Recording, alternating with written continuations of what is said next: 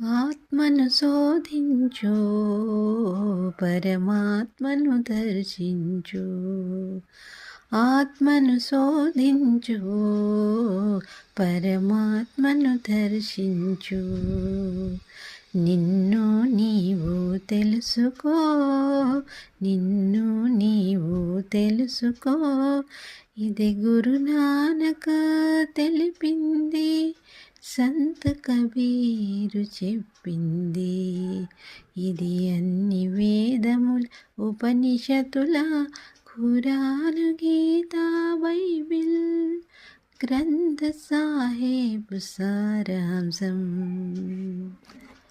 పూజలు, వ్రతాలు, ఉపవాసాలు, తీర్థయాత్రలు, పుణ్యక్షేత్రాలు ఎన్ని చేసినా ఎన్ని తిరిగినా కలుగదు తృప్తి, ఆనందానుభూతి. మాయను తొలగించు, మహమాయను గుర్తించు.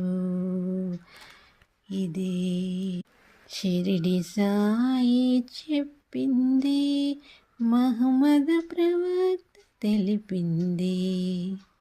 అంతర్గతముగా పయనించు, జన్మ రహస్యం సృష్టికి మూలం తెలుసుకో.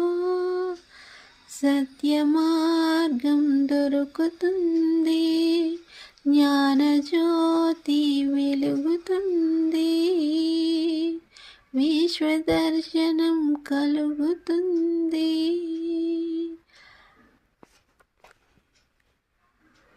ఇది జ్ఞానేశ్వర తెలిపింది, నామదేవ చెప్పింది. అంతరంగమున బంధరహితము, బాహ్యమున బంధు సహితము.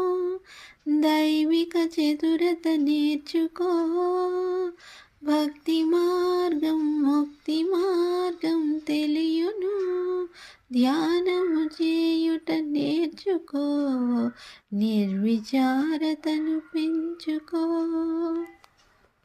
ఆదిశక్తిని తెలుసుకో, అప్పుడవుతావో నీవు ఆత్మయోగి, మహాయోగి, సహజయోగి. ఇది ఆదిశంకరులు తెలిపింది, మార్కండేయులు చెప్పింది.